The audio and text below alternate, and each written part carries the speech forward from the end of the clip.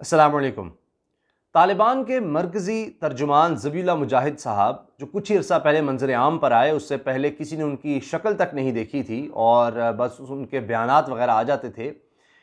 उन्होंने एक इंटरव्यू दिया है सलीम साफ़ी साहब को उनके प्रोग्राम में जरगा में, और उसमें उन्होंने जो बातें की हैं, ख़ास तौर पर टीटीपी के हवाले से जो बात की है, उसमें सबको हैरान और परेशान करके रख दिया है। हैरान भी किया है, परेशान भी किया है, क्योंकि ये जुमले शायद कोई एक्सपेक्ट नहीं कर रहा था, कोई उम्मीद नहीं कर रहा था कि ज़बीहुल्लाह मुजाहिद तालिबान के मरकज़ी तर्जुमान टीटीपी के हवाले से इस तरह से बात कर देंगे। अब हो सकता है कि आने वाले दिनों में उनकी कोई वजाहत आ जाए और इसका एक बैकग्राउंड अलग से वो बना लें, मगर अभी जो जुमले हैं वो तो हैरान कुन है, परेशान कुन है।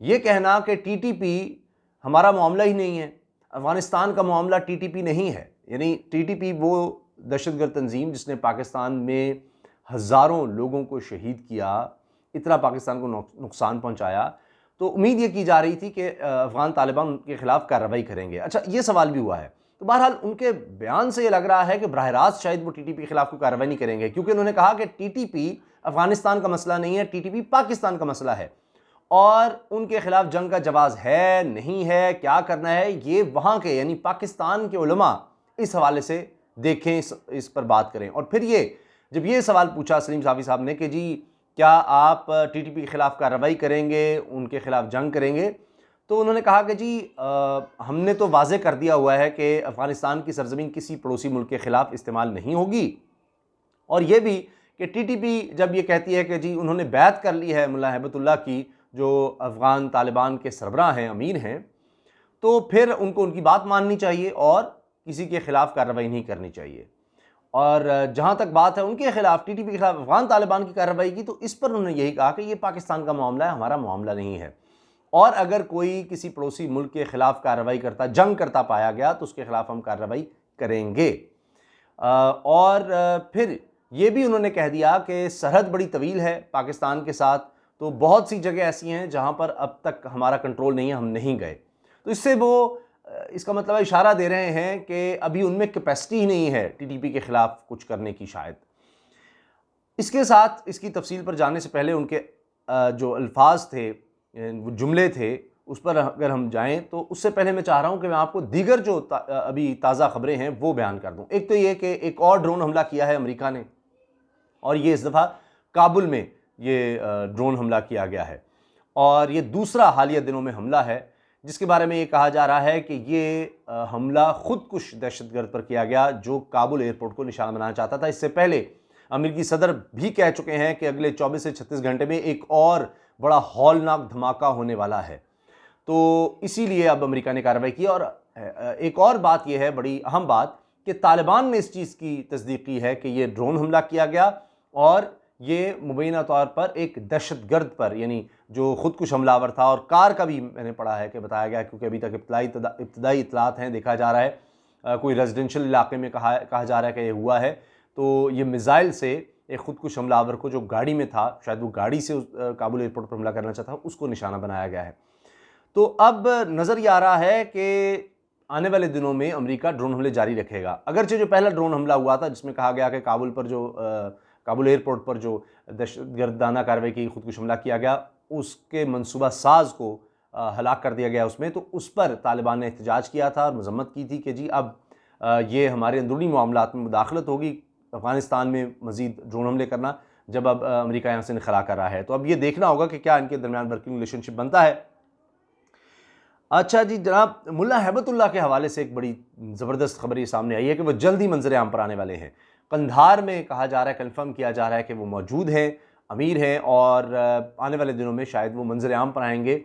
और जिस तरह ज़बीहुल्लाह मुजाहिद जो अभी कुछ अर्सा पहले उन्होंने एक प्रेस कॉन्फ्रेंस करके सबको हैरान कर दिया, क्योंकि वो बड़ी पुरस्कार शख्सियत थे, इस तरह हिबतुल्लाह साहब की भी एक पुरस्कार शख्सियत है, क्योंकि इससे पहले जो अमीर थे वो ड्रोन हमले में उनकी जान गई, और उनसे पहले मुल्ला उमर जो अफ़गान तालिबान के पहले अमीर थे, उनके इंतकाल की खबर को भी काफ़ी अर्सा तक पोशीदा रखा गया था। तो ये मामला भी हैं, तो लिहाजा मुल्ला हिबतुल्लाह के हवाले से बड़ी अफ़वाहें गर्दिश करती हैं। कभी कहा जाता है जी वो दुनिया में नहीं रहे, किसी हमले में मारे गए हैं, इस तरह की बात की जाती है, लेकिन बार बार इसकी तस्दीक की जा रही है कि वो इस वक्त कंधार में मौजूद हैं, हो सकता है वो काबुल में आएँ या वहीं से मामला चलाएँ, लेकिन आने वाले दिनों में जल्द वो मंज़िल-ए-आम पर आएँगे, क्योंकि जो ही हुकूमत साज़ी मुकम्मल हो जाएगी, और जल्द ही कहा जा रहा है, इस इंटरव्यू में भी ज़बीला मुजाहिद ने कहा है कि जल्द ही हुकूमत साज़ी मुकम्मल हो जाएगी और उसके खद-ओ-ख़ाल भी वाज़ेह हो जाएंगे, और मुल्ला हैबतुल्लाह जो हैं उनका किरदार उसमें बड़ा अहम होगा।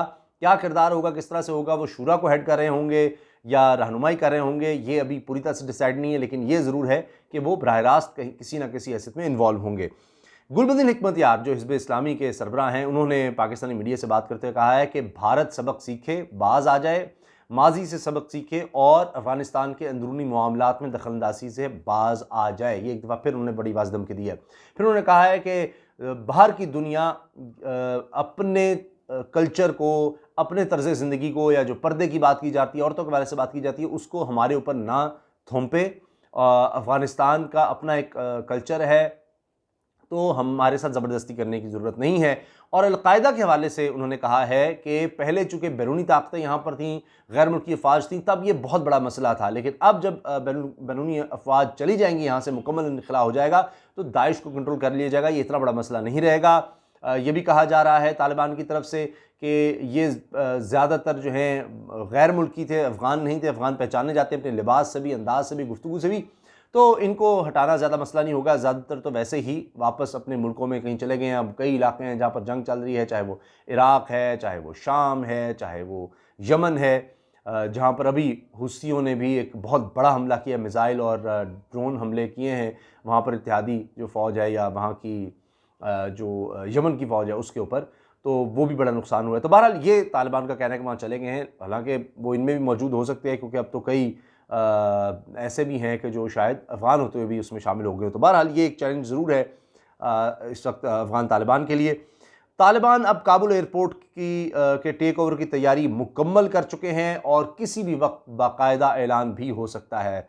सिर्फ यानी अमेरिका ने जो ही कहना है कि जी हम अब बिल्कुल एक भी बंदा हमारा नहीं रहा, आप आ जाएं, तो फिर वो आगे बढ़ेंगे। अक़वाम मुत्तहिदा ने पाकिस्तान से मदद की अपील कर दी है, क्योंकि हर कोई पाकिस्तान से मदद की अपील कर रहा है। अक़वाम मुत्तहिदा ने भी कहा है कि जी आप हमारी भी मदद करें, क्योंकि जो खुराक वगैरह का बहरान पैदा हो सकता है, 1,40,00,000 लोग भूख से मर सकते हैं, वर्ल्ड फूड प्रोग्राम ने भी ये कहा है।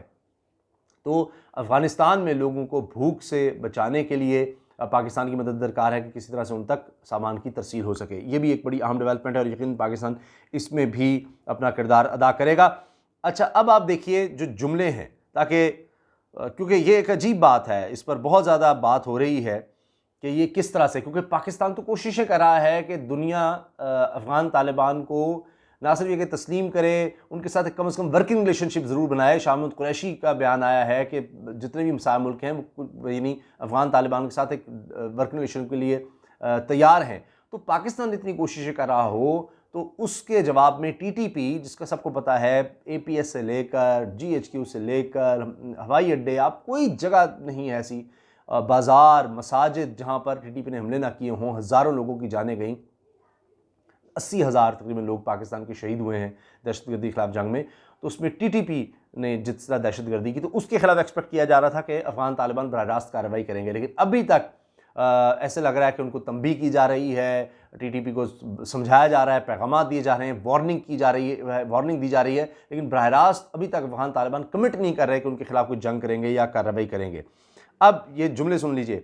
अफ़गान तालिबान के तर्जुमान ज़बीउल्लाह मुजाहिद ने कहा है कि टीटीपी पाकिस्तान का मसला है, जंग के जवाज़ और अदम जवाज़ का फैसला वहाँ के उलमा करें, इस्लामी निज़ाम के क़याम के बाद हमलों और धमाकों की कोई वजह नहीं।